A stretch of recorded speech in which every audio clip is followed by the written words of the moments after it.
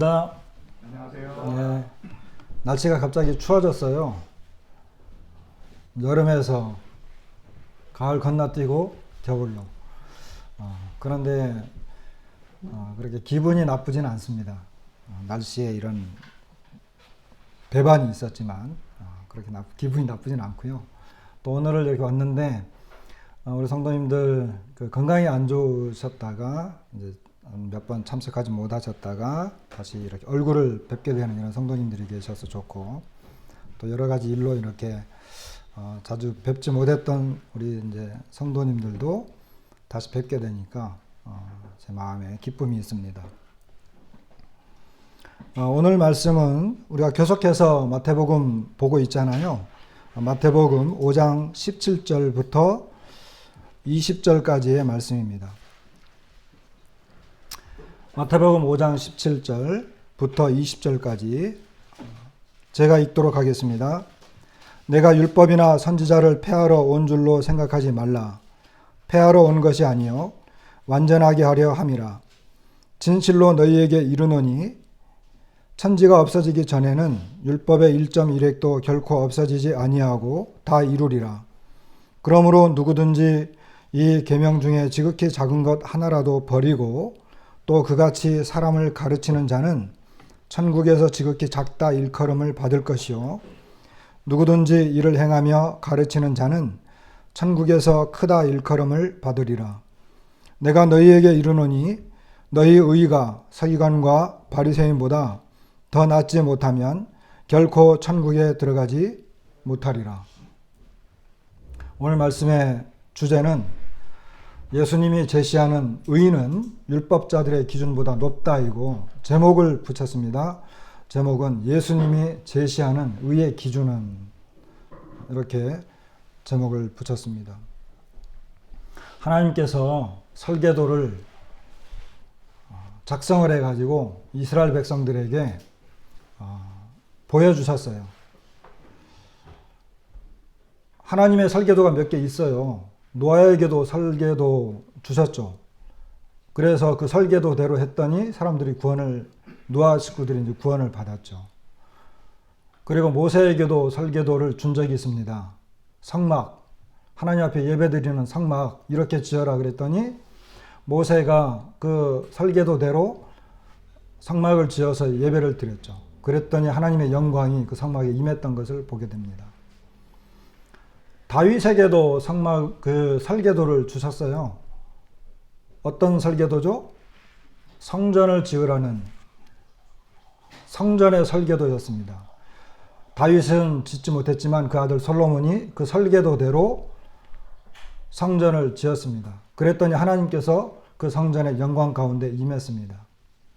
그런데 그 앞에 모세에게는 설계도가 하나 더 있었는데, 이것은 성막의 설계도와는 다르지만 이것은 나라를 운영하는 설계도, 하나님의 나라를 이렇게 이루어라 라고 하는 하나의 설계도와 같은 것을 주셨는데, 그게 뭐냐면 계명입니다. 하나님께서 이스라엘을 택하시고 애굽에서 불러낸 다음에 시내산에서 하나님은 그들을 제사장 나라로 삼으시고 그들을 보배롭게 택하시고 그리고 그들을 거룩한 나라, 거룩한 백성으로 삼으셔서 이제 가나안 땅에 들어가서 나라를 이룰 것을 말씀하셨어요. 그리고 시내산에서 그들은 하나님께서 그 제사장 나라를 이렇게 이루어라 라고 하시는 그런 그 율법을 주셨죠. 그러니까 율법은 하나의 설계도와 같다라고 하는 생각을 좀 가져봤습니다. 그래서 그 설계도대로 그 나라를 이루어가면, 그리고 그 설계도대로 그 제국을 형성하면 좋았겠는데, 이스라엘 백성들은 결국 그 설계도대로 그 나라를 짓지 못했죠. 그래서 패망했습니다. 예수님 시대까지 오게 되었고, 예수님께서 이 땅에 오셨을 때 보니까 그 설계도대로 되어지질 않는 거예요. 그래서 예수님께서는 그 설계도를 완성하고 싶으셨습니다. 그리고 제가 볼 때는 특별히 또 다른 설계도가 하나 있었는데, 그게 뭐냐 하면 교회라고 하는 예수 그리스도의 하나님의 집, 그 집을 지었습니다. 그래서 예수님께서 친히 모퉁이 돌이 되셨죠. 기초 반석이 되셨고, 그리고 사도와 선지자들을 통해서 기초를 놓아가지고 그 위에 이제 차곡차곡 하나님의 집, 다시 말하면 교회죠. 그것을 이제 지어가고 있습니다. 언젠가 이 집은 설계도대로 완성될 것입니다. 그런데 예수님께서 이 땅에 오셨을 때에는, 지금은 교회 시대이니까 그렇긴 한데, 예수님께서 이 땅에 오셨을 때에는 그때는 율법대로의 시대였습니다. 그런데 그 설계도대로 되어지지 않고 하나님께서 원래 의도하셨던 그와 같은 방법으로 지어지지 않고 있기 때문에 예수님은 그것을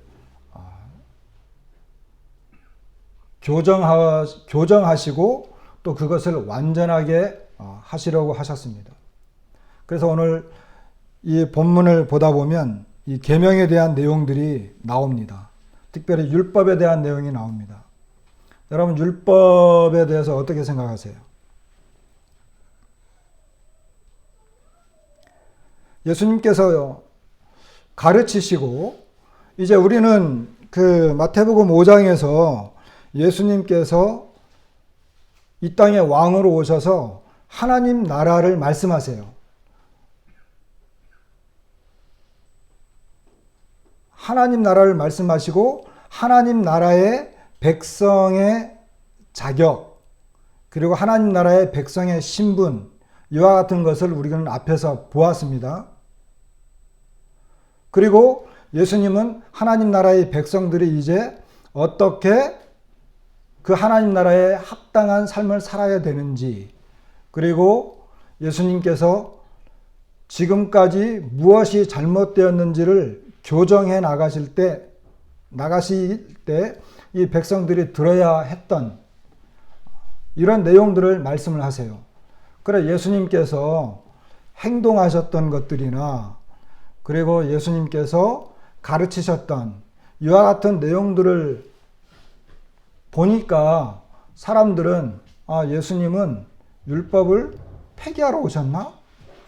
그리고 예수님께서 이제 하나님 나라에 대한 이 잘못된 것들을 교정하시고 예수님께서 하나님 나라의 근본적인 가르침을 가르치니까 사람들이 예수님은 율법 또는 선지자 이런 것을 폐하러 온 줄로 오해하게 되었어요.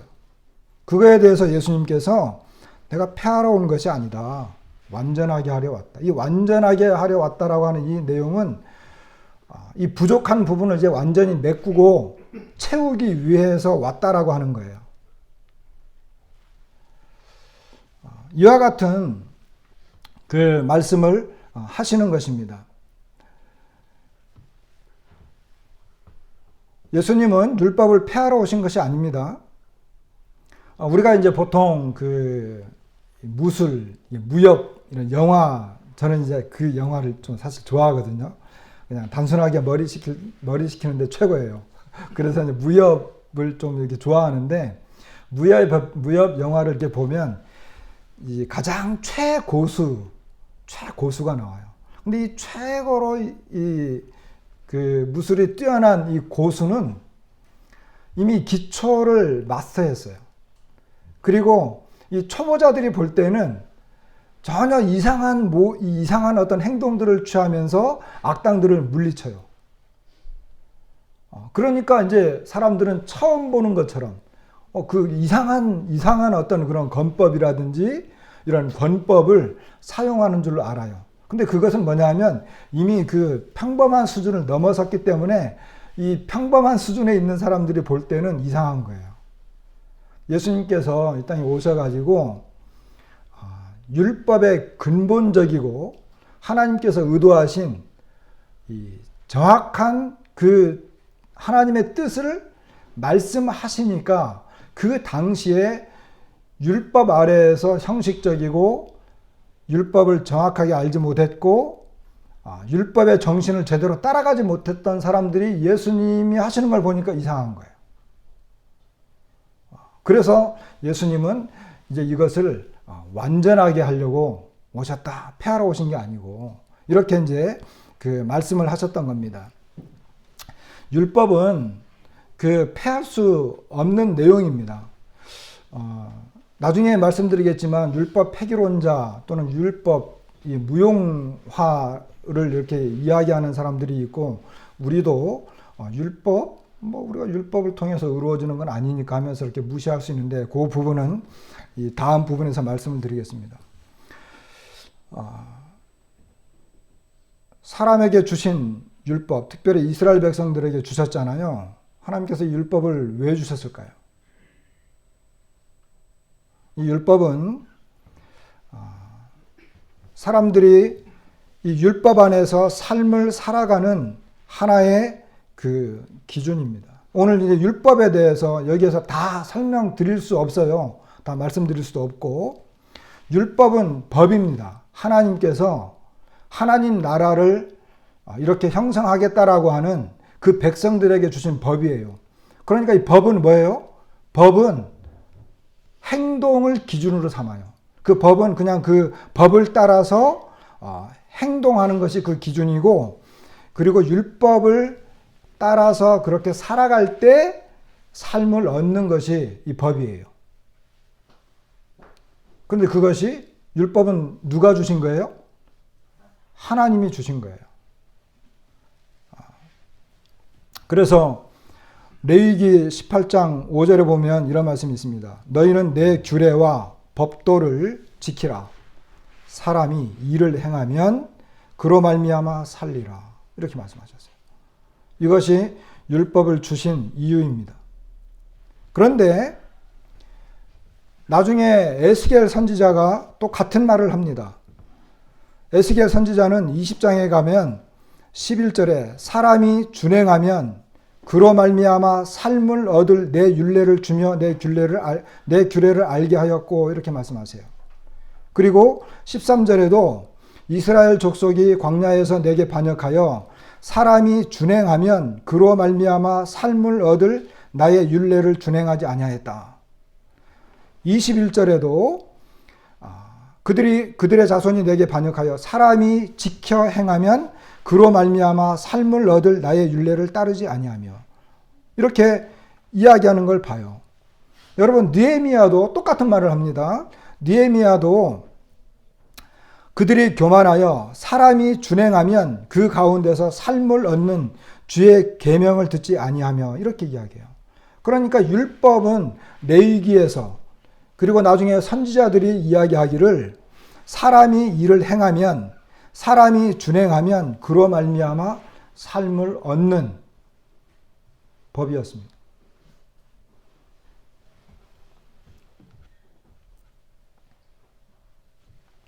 그래서 율법은 그 법 자체가 준행하게 되면 그로 인하여 삶을 얻는 하나님의 약속의 말씀이었던 것입니다.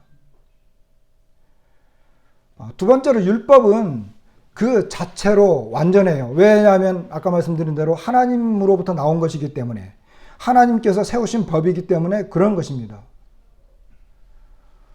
그렇기 때문에 구약시대에 정말 진실된 사람들, 그리고 거룩한 사람들, 하나님을 사랑하고 하나님의 이 법, 말씀을 순종하기를 원했던 사람들, 이런 사람들은 이 하나님의 법, 이 말씀을 사모하고 사랑했습니다. 왜냐하면 그것이 하나님으로부터 나온 말씀이었기 때문에. 우리가 잘 알고 있는 것처럼 시편 119편에 보면 이 율법에 대한 다윗의 고백이 굉장히 많이 나와요. 그 중에 이제 한 구절을 뽑아보면 119편 그 44절에 보면 다윗은 이렇게 고백을 합니다.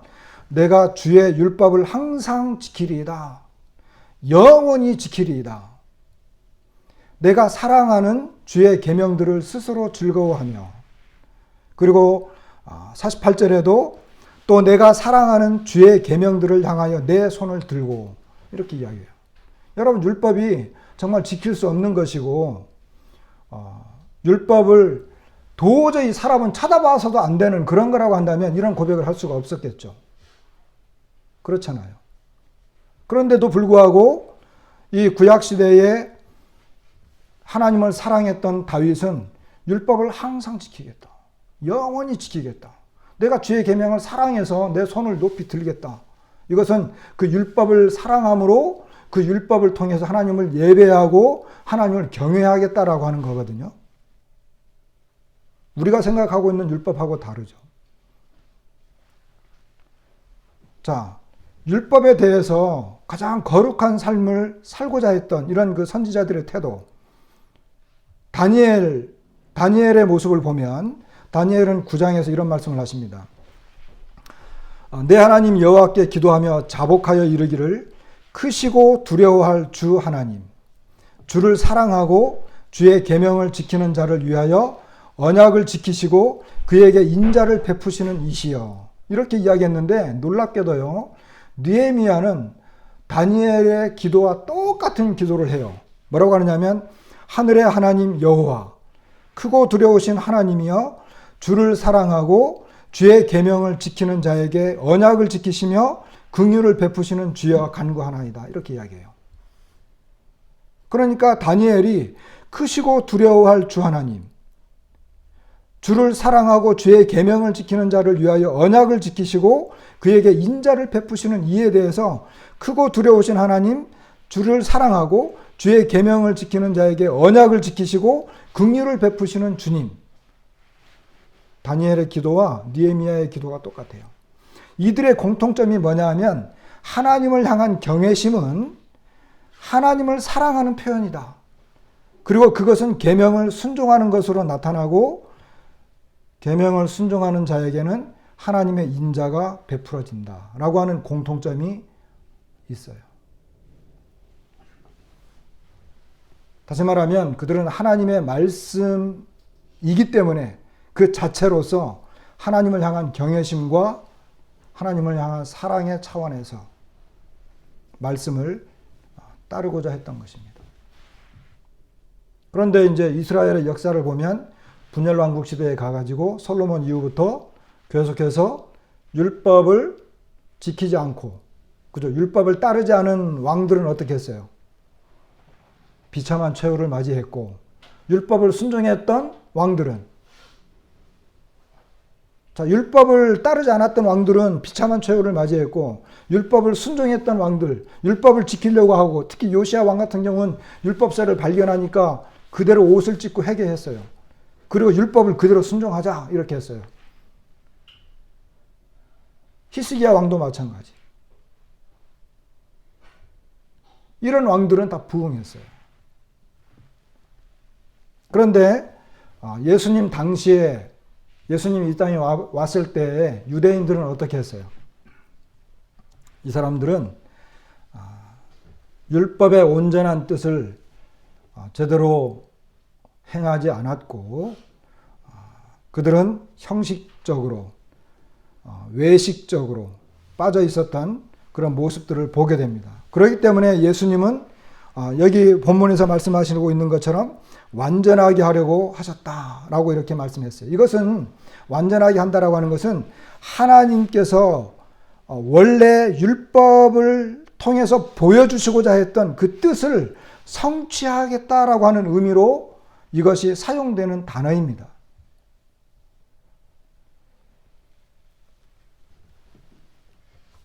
이스라엘 사람들, 특히 이제 서기관과 바리새인들은 하나님의 계명에 대한 어떤 이런 그 문자적인 의미에 집착을 했죠.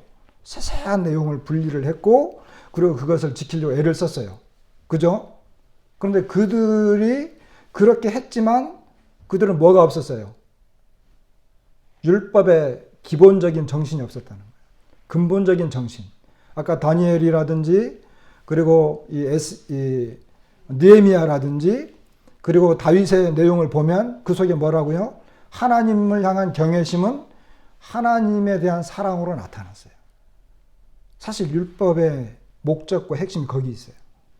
그런데 이 율법학자들은 오히려 그걸 몰랐어요. 그렇기 때문에 예수님께서는 이 하나님께서 율법을 향해서 갖고 계신 그 근본적인 정신, 그 뜻, 이것을 성취하시고자 하셨다라고 하는 것이고, 이 그 서기관이나 바리새인 이런 사람들은 이제 그것을 몰랐던 거죠. 그래서 예수님께서 그들을 책망하실 때 이사야서를 인용을 해가지고 이 백성이 입술로는 나를 존경하지만 어떻게 해요? 그 마음은 내게서 멀다. 아까 말씀드린 것처럼 율법에 대한 교훈, 그리고 율법의 가장 핵심적인 부분은 뭐냐면 하나님에 대한 사랑입니다. 그런데 이 당시에 이제 그 예수님 시대의 사람들은 하나님께서 제정하신 이런 율법적인 이런 문자적인 내용들을 통해서 그들이 어떤 제의적인 방법, 그러니까 예배를 드린다든지 어떤 거기에 나와 있는 것들을 형식적으로 형식적으로 드린다고는 했지만 실제 하나님을 향한 사랑이 없었고, 그 사랑이 없다라고 하는 것은 결국 하나님께서 율법을 주신 그 목적에는 반하는 것이기 때문에 큰 의미가 없는 무의미한 것이었죠. 율법의 원래 목적은 하나님을 사랑하고 이웃을 사랑하는 것이었습니다. 예수님께서도 새 계명을 주실 때 내가 너에게 새 계명을 주는데 이것은 완전히 새로운 것이 아니다. 그 이전부터 이미 주어진 것이다. 이렇게 이야기했어요. 그 말씀 기억나시죠? 그래서 누가복음 그 11장에 보면 그 바리새인들을 이렇게 책망을 하면서 뭐라고 말하냐면 너희가 박하와 운향과 모든 채소의 11조는 들이되 공의와 뭐라고요? 하나님께 대한 사랑은 버리는도다. 이것도 행하고 저것도 버리지 말아야 한다. 그러니까 하나님께 대한 사랑은 버렸다 이렇게 말씀하고 있어요. 이것이 예수님께서 그들을 향한 책망의 내용이었습니다. 어떤 율법사가 예수님에게 와가지고 어떤 계명이 율법 중에서 어느 계명이 큽니까? 이렇게 물어보니까 마태복음 22장에 보면 예수님께서 내 마음을 다하고 목숨을 다하고 뜻을 다하여 주 너의 하나님을 사랑하라. 그리고 이것이 크고 첫째 되는 계명이요 둘째도 그와 같으니 내 이웃을 내 자신같이 사랑하라 하셨으니 이 두 계명이 온 율법과 선지자의 강령이다. 이렇게 말씀하셨습니다.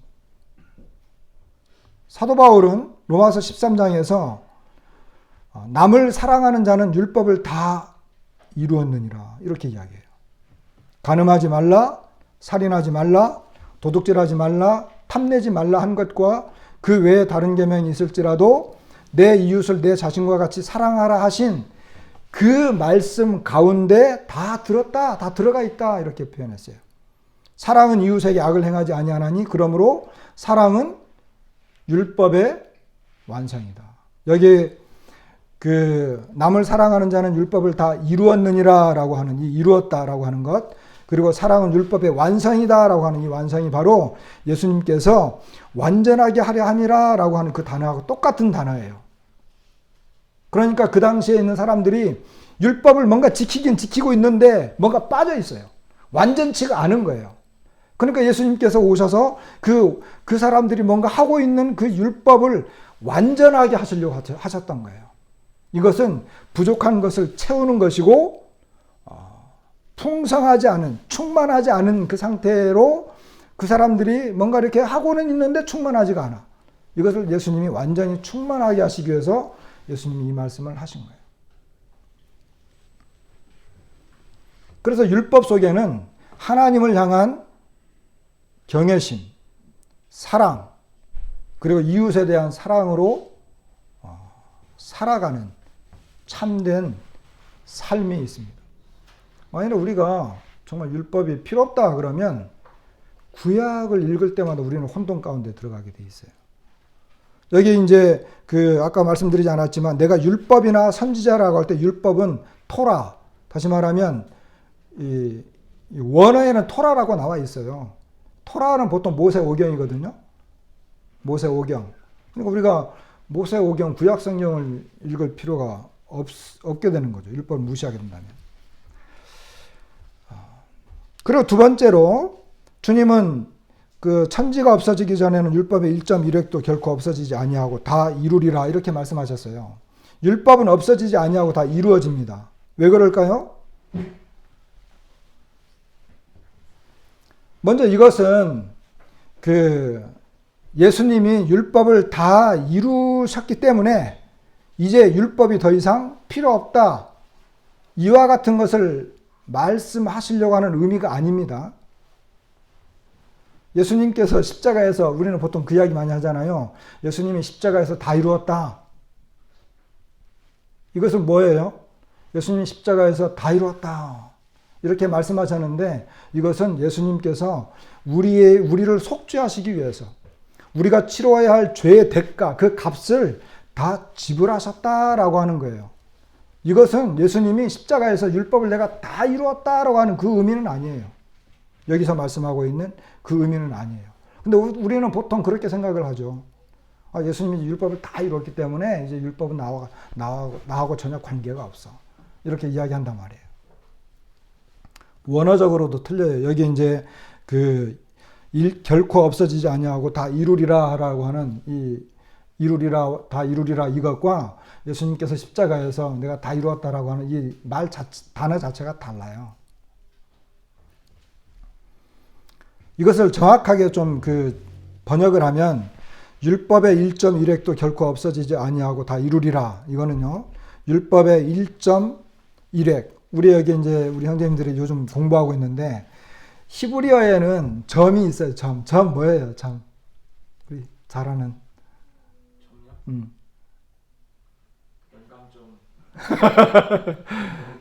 요드. 그리고 획은 이렇게 획 요거 요렇게만 있는 거. 이오타 이렇게. 점 하나는 요드라 그래요. 그러니까 이제 그 히브리어에는 점으로 이렇게 글자 쓸 때 점 찍는 게 있고 이렇게 획이 쓰는 게 있어요. 이런 것들이 있는데 그 1.1획도 결코 없어지지 아니하고 다 있을 것이다. 직역 성경에는 이렇게 써졌어요.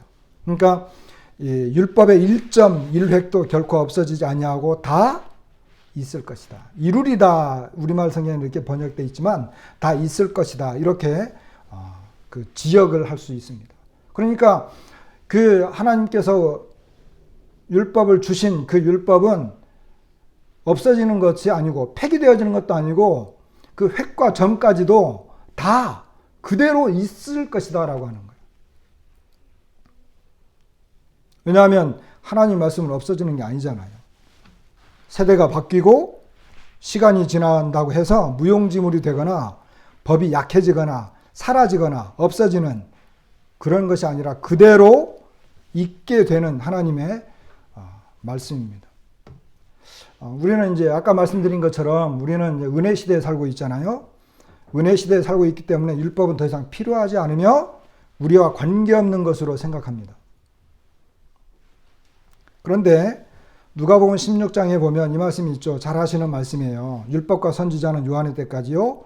그 후부터는 하나님 나라의 복음이 전파되어 사람마다 그리로 침입하느니라. 17절 그러나 율법의 1.1획 떨어짐보다 천지가 없어짐이 쉬우리라. 이렇게 이야기해요. 율법과 선지자는 요한의 때까지다 해놓고 17절에 율법의 한 획이 떨어짐보다 천지가 없어짐이 쉬우리라. 이렇게 이야기해요. 이 부분에 대해서 제가 좀 찾아봤는데 그 메가더 주석에 의하면 16절의 진술, 그러니까 율법과 선지자는 요한의 때까지요. 그부터는 하나님 나라의 복음이 전파되어 이 말씀 16절의 진술이 율법과 선지자가 폐기되었다는 선언이라고 오해하는 사람이 없도록 하기 위해 이 말씀을 덧붙이신 것이다. 율법의 위대한 도덕, 원칙, 율법의 유형과 상징이 담고 있는 영원한 진리, 선지자들이 기록한 언약은 여전히 유효하며 천국 메시지를 통해 폐해지는 것이 아니다라는 것입니다. 제가 한 말이 아니고 메가더 주석에서 그대로 옮긴 거예요.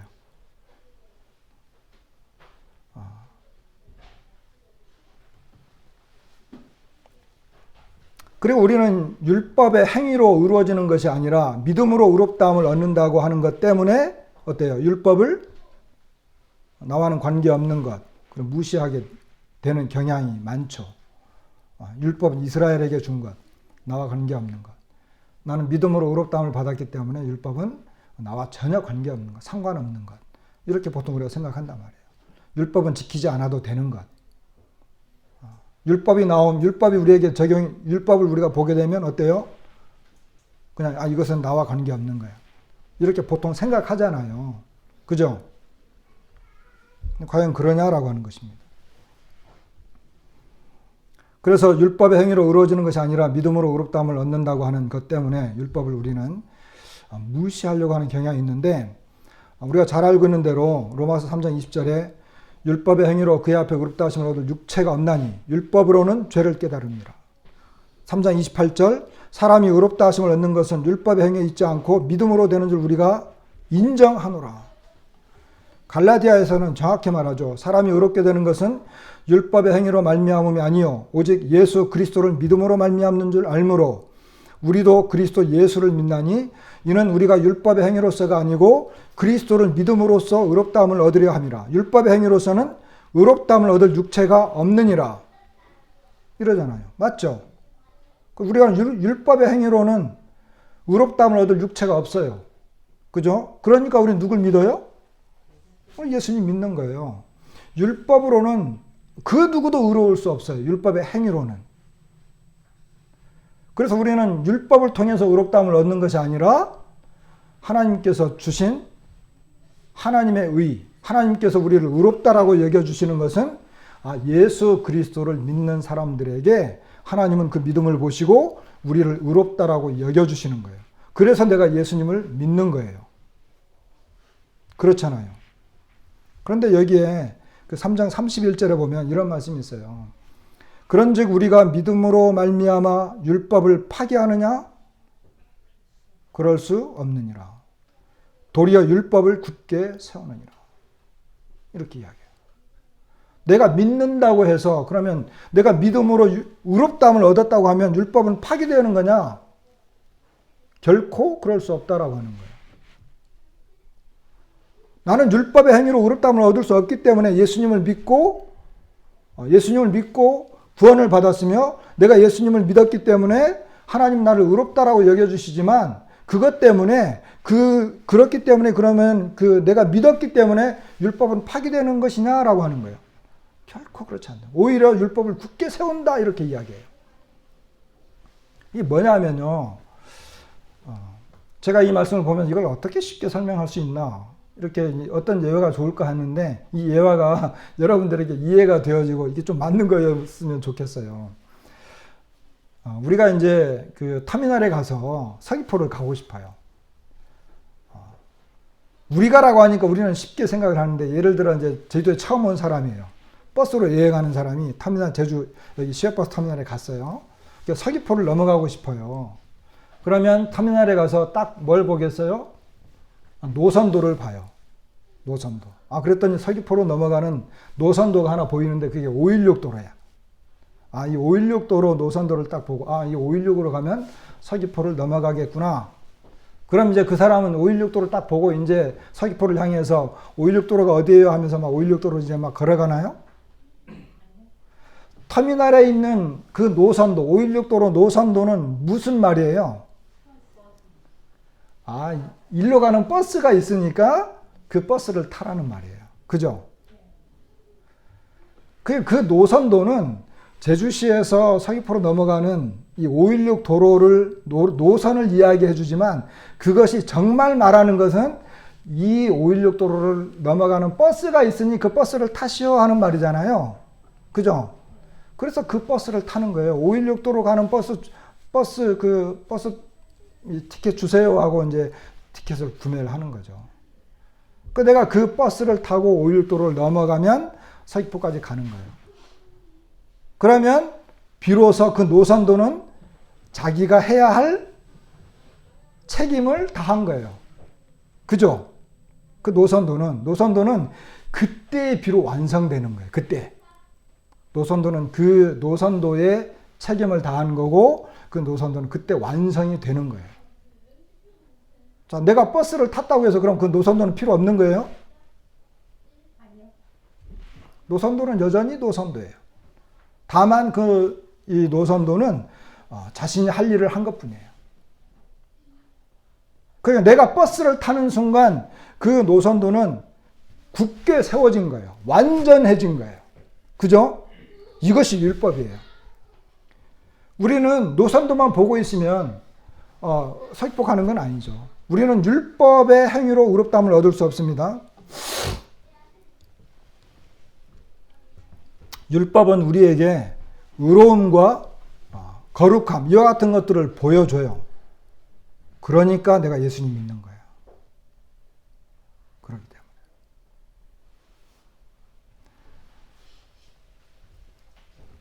그렇다고 해서 율법이 무용하고 폐기해도 되는 거냐? 결코 그것이 아니다라고 하는 것입니다. 예수님은 이렇게 이야기해요.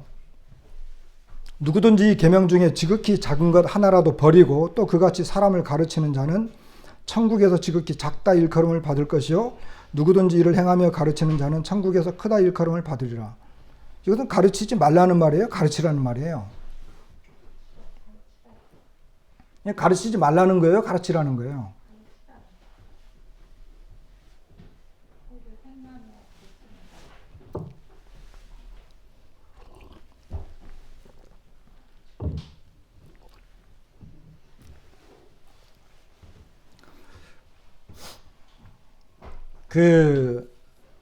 마태복음에는 뭐가 나오느냐 하면 이 불법이라고 하는 단어가 나오는데 복음서 중에 마태복음에만 나와요. 물론 이제 다른 서신서에도 나오긴 하지만 복음서에서는 이 불법이라고 하는 단어가 이 마태복음에만 4번 나옵니다. 7장, 13장, 23장, 24장. 이 불법이라고 하는 이 단어는 어떤 것을 말하느냐 하면은 율법을 어기는 것이 아니라 아예 버리는, 다시 말하면 율법 자체가 없는 상태, 무법한 상태를 의미한다라고 다른 주석서에는 그렇게 나와 있어요. 그러니까 그냥 율법을 어기는 정도가 아니라 율법 폐기 또는 이 무법한 상태, 이와 같은 것을 의미한다라고 이렇게 말합니다. 저의 분별로는 약간 좀 다르긴 하지만은 여기 이제 이 주석의 이 내용은 약간 공감되는 부분도 많이 있어요. 그래서 마태복음 7장 우리가 이제 나중에 보겠지만은 마태복음 7장에 가면 나더러 주여 주여 하는 자마다 다 천국에 들어가는 것이 아니다 그랬죠. 나더러 주여 주여 하는 사람마다 다 천국에 들어가는 것이 아니다. 그러면서 그때에 내가 그들에게 밝히 말하되 내가 너희를 도무지 알지 못하니 불법을 행하는 자들아. 이렇게 이야기해요. 여기 불법은 아까 뭐라고요? 율법 폐기, 율법 무용화 이런 사람들을 말하는 거예요. 근데 마태복음에만 4번 기록되고 있어요. 그리고 마태복음 23장 28절에도 보면 이것은 율법과 직접적으로 연관성이 있어요. 7장하고 24장 이 말씀들은 율법과 관계가 있나 저 나름대로의 분별인데 이 주석을 한 사람은 관계 있다라고 봤지만 저는 좀 그런 의문이 약간 들지만 23장은 율법과 직접적으로 관계가 있습니다. 이와 같이 너희도 겉으로는 사람에게 옳게 보이되 이거 이 율법 바리새인 서기관 이런 사람들을 책망할 때 말하는 거예요. 너희도 겉으로는 사람에게 옳게 보이되 안으로는 외식과 불법이 가득하다. 이렇게 이야기해요.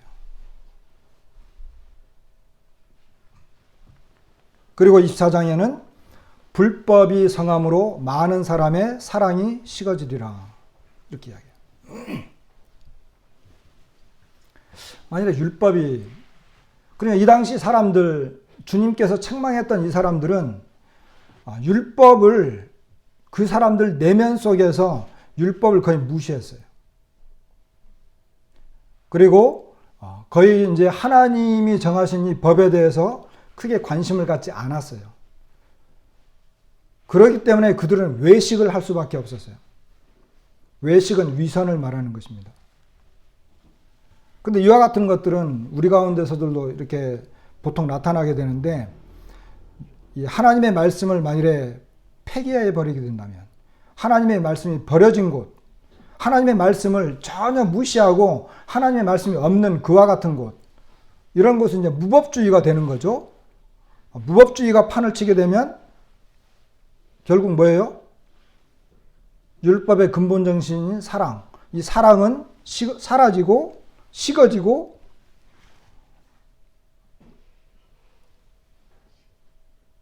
마지막 때의 특징인 것처럼 뭐예요? 하나님을 사랑하는 것보다 자기를 사랑하고 돈을 사랑하게 되고 이기주의가 되고, 그리고 뭐예요?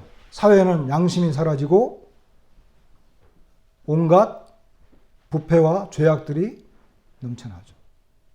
지난번에 제가 말씀을 드린 것처럼 주님 우리에게 뭐라 그랬어요? 주님 우리에게 소금이다, 너희는 빛이다, 이렇게 되는 거예요. 이런 것들이 없으면 어떻게 되는 거예요? 사람들의 양심이 사라지고 죄가 난무하는. 그리고 주님이 24장에서 말씀하신 것처럼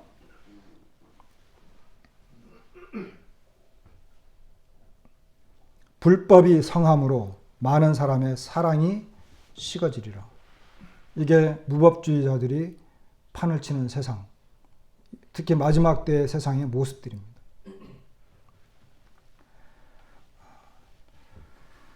그렇기 때문에 그 율법은 사라지거나 폐해지거나 또는 이 율법을 가르치지 말아야 된다, 이와 같은 것들은 잘못된 것입니다. 그럼 무엇을 가르쳐야 될까요? 율법은 더 정확하게 가르쳐져야 돼요. 이제 이것들이 이제 21절, 오늘 21절 이하는 안 봤는데 21절 이하부터 이제 쭉쭉쭉 계속 나와요. 정말 가르쳐져야 되는 것. 주님께서 이제 주님이 이 땅에 왕으로 오셨잖아요. 아까 이제 맨 처음에 말씀드린 예화를 들어서 이야기한다면 설계하신 분이 직접 왔잖아요. 법을 제정하신 분이 직접 왔잖아요. 보니까 제대로 안 되고 있어. 뭔가 부족해. 한다고 하지만 다 엉터리야. 이것을 주님이 충분하고 완전하게 채워야 되고 완전하게 이제 하셔야 되는데, 이제 이런 가르침들이 이제 쭉쭉 나오는 거예요. 그 앞에 있는 내용들은, 오늘 보는 그 20절까지 요 내용들은 하나님 나라에 합당한 사람들이 누구냐라고 하는 것을 강조했고, 그 다음부터는 하나님 나라에 합당한 사람들이 실제적으로 어떠한 모습으로 살아야 되는가 이런 말씀들을 하시는 거예요.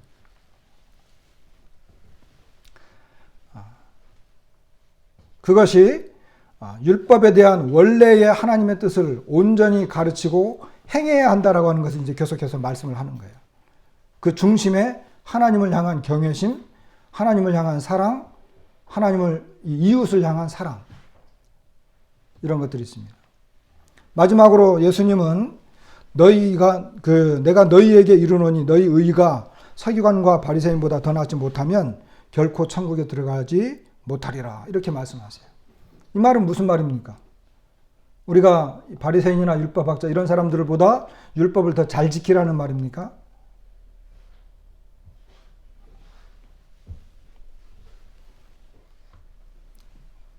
다 설명할 수 없기 때문에 이 율법의 전문가인 서기관과 바리새인, 이 사람들이 갖고 있는 의보다 더 나아야 돼요. 그럼 이건 무슨 말이에요? 율법을 더 잘 지키라고 하는 말인가? 안식일도 지켜야 되고 11조도 해야 되고 뭐 손을 씻어야 되고, 이 사람들의 문제점이 있어요. 이게 아까 우리가 본 것처럼 마태복음 23장 28절에 보면 이와 같이 너희도 겉으로는 사람에게 옳게 보이되 안으로는 외식과 불법이 가득하도다. 이게 이 사람들의 문제점이었어요. 겉으로는 사람에게 옳게 보이되 안으로는 외식과 불법이 가득하다, 이렇게 이야기했어요. 다시 말하면 이 사람들이 뭐예요? 문제가 뭐예요? 이 사람들은요, 하나님에게가 아니라 사람들에게 옳게 보이기 위해서 율법을 지켰어요.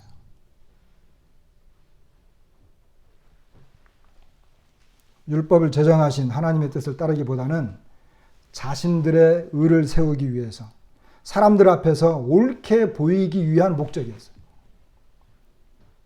하나님 앞에 의로워야 되는데 사람들에게 옳게 보이기 위한 자기 의를 위해서 율법을 지켰던 거예요.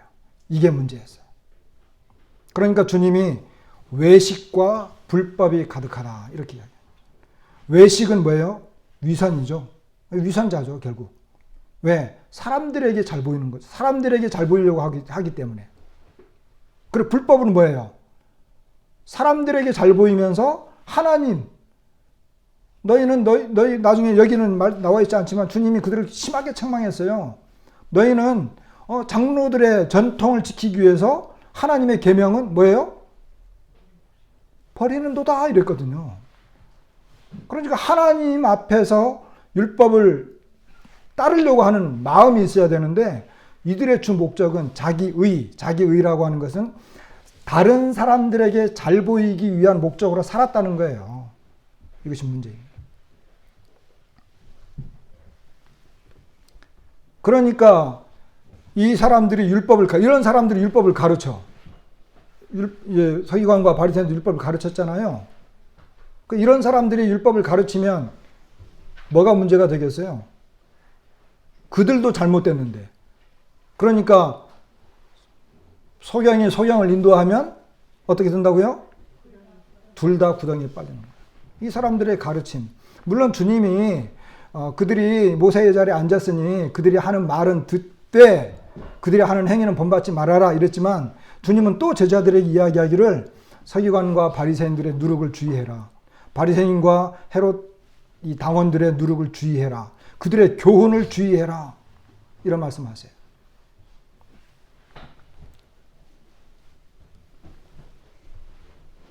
하나님을 사랑하고 하나님 앞에서 살아가야 되는데 사람들의 눈치를 보고 사람들 앞에서 인정을 받으려고 했기 때문에 이들의 삶은 유선적인 것이었어요.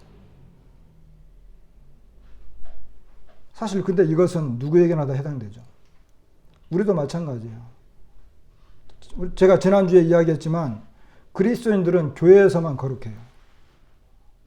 교회에서만. 심지어 교회에서도 나는 정말 경건한 사람이야. 이런 걸 내세우려고 그래요. 심각한 문제입니다.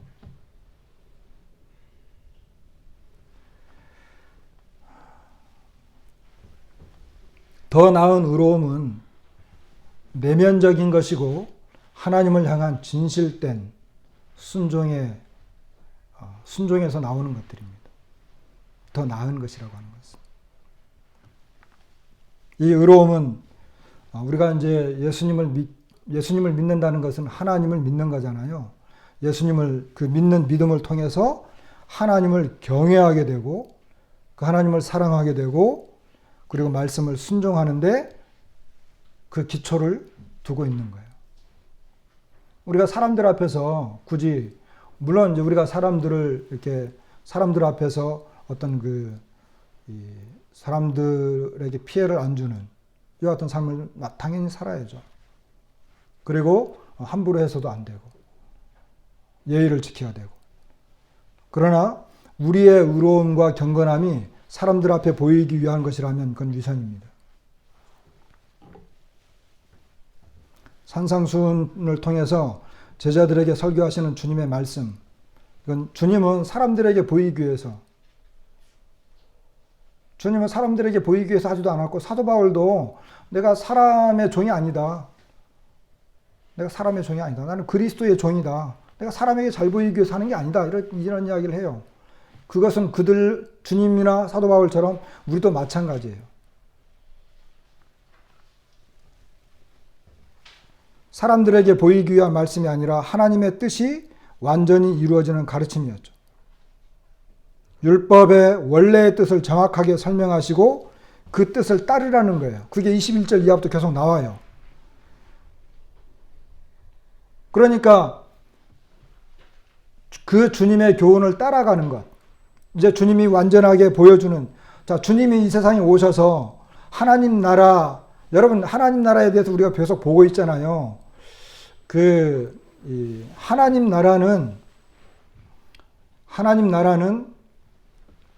이미 왔어요.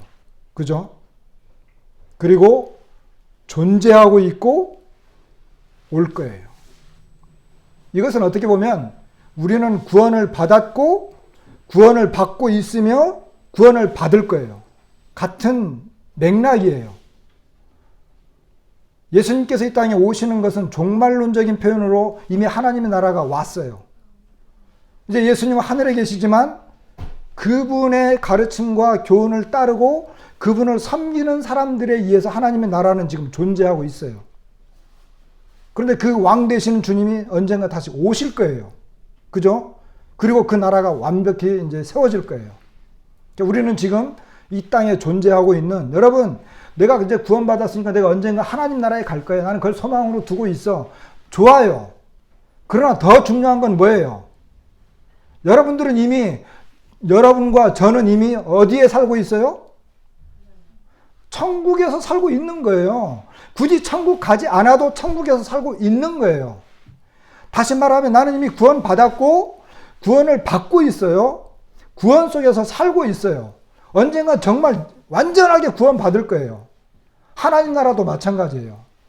내가 구원 받으면 천국 간다. 저 멀리는 보이지 않는 하늘나라 거기만 생각하는 것이 아니라 이미 구원 받았다고 한다면 이 땅에 왕으로 오신 예수 그리스도를 나의 주님으로 믿었고 그분을 나의 왕으로 받아들였다고 한다면 이미 천국은 이루어진 거예요. 이미 여러분과 저는 천국에서 살고 있는 거예요. 뭐가 부족하세요?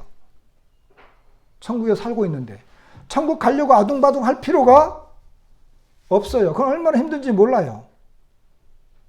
천국에 살고 있기 때문에 이제 예수님께서 이 땅에 오셔서 이제 그 하나님 왕이잖아요. 왕의 그 나라의 법을 이것이 진짜 법이야 하고 딱 보여주니까 우리는 그 법을 이제 따라가는 거예요. 그러니까 이 서기관과 바리새인들보다 훨씬 더 높아져야 되는 거죠.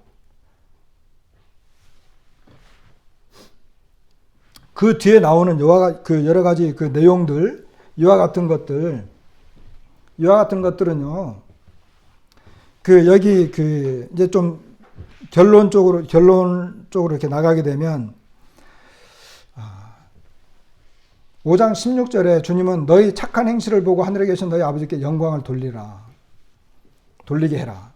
그리고 20절에는 너희 의가 서기관과 바리새인보다 더 낫지 못하면 이렇게 말씀하고 있고, 그리고 그 21절 이후에 보면 너희가 예전에는 이런 것을 너희가 들었으나 나는 너희에게 이르노니, 이 말은 뭐냐면 그 앞에 있는 내용은 부족하다는 거예요. 아주 구체적으로 이야기하면 서기관이나 바리새인들이 너희들한테 이런 이야기 했지, 장로들을 통해 전통을 통해서 이런 걸 했지, 그렇게 했지만 그렇게 했지만 나는 너희에게 이르노니 이게 진짜야, 이것을 말씀하시는 것이고, 마지막에 가서 48절에 가면 하늘에 계신 너희 아버지의 온전하심과 같이 너희도 온전하라, 이렇게 이야기하세요. 그러니까 이 하나님 나라의 백성으로서 하나님 나라의 이 규범들을 따라서 산다라고 하는 것은 이 세상의 기준과 달라요. 우리가 살아가는 이 기준은 천국 백성이 지금 천국에서 살아가면서 그 왕의 말씀과 규범을 따라 살아가는 것은 이 세상이 말하는 기준과 차원이 다릅니다. 아주 높은 수준이에요. 굉장히 높은 수준을 말하고 있는 거예요. 왜? 하나님 나라의 백성이기 때문에. 우리는 하나님 나라의 백성이기 때문에 수준이, 야, 세상 사람들은 그렇게 말하지, 그러나 나는 너희에게 이야기한다. 세상 사람들은 뭐 이런 것 저런 것이 옳다고 이야기하지, 아니야, 하나님이 온전하신 것 같이 너희도 온전해. 이게 주님이 우리에게 말씀하시는 내용이에요. 물론 우리가 완벽한 삶을 살 수 없죠. 주님도 우리에게 완벽한 삶을 살라고 말씀하는 게 아니에요. 그러나 율법의 근본 정신이 뭐라고요? 하나님을 향한 사랑, 그리고 이웃을 향한 사랑, 하나님을 향한 경외심, 그 안에 있는 위대한 진리, 거룩함, 이와 같은 것을 우리가 생각한다고 한다면 그 모든 것을 완성시키러 오신 그 예수님께서 이게 진짜야 라고 하고 보여주실 때 우리는 그 기준을 가지고 따라가는 것입니다.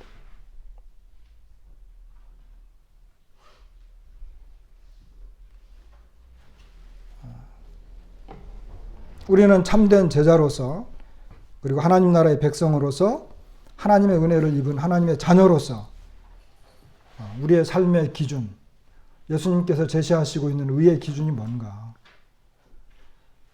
이와 같은 것들을 좀 이렇게 살펴보면서 우리의 삶의 목적을 어디에 둘 것인가, 이것을 다시 생각해보는, 율법에 대해서 우리가 이제 그동안 너무 이렇게 좀 타부시 하는 그런 경향이 많이 있거든요. 그러나 그 속에 들어있는 하나님의 위대한 진리는 폐기되거나 버려지거나 하는 게 아니에요. 그 속에 들어있는 이 하나님의 거룩하심을 우리가 발견하게 되고, 그리고 주님께서 이 땅에서 이 복음서를 통해서 우리에게 가르쳐 주시는, 이제 다음 시간부터는 뭐예요? 이제 구체적으로 들어가는 거죠. 21절부터 48절까지는 이제 굉장히 구체적인 내용들이 나와요. 요와 같은 것들을 통해서 예수님께서 어떻게 이 모든 것들을 완전하게 채우셨는지, 충만하게 하셨는지, 그리고 나는 어떻게 그것을 따라가야 하는지를 배울 수 있을 것입니다. 우리의 삶에 좀 더 주님이 기뻐하시는 그 같은 삶이 되기를 바랍니다. 감사합니다. 말씀 마치겠습니다.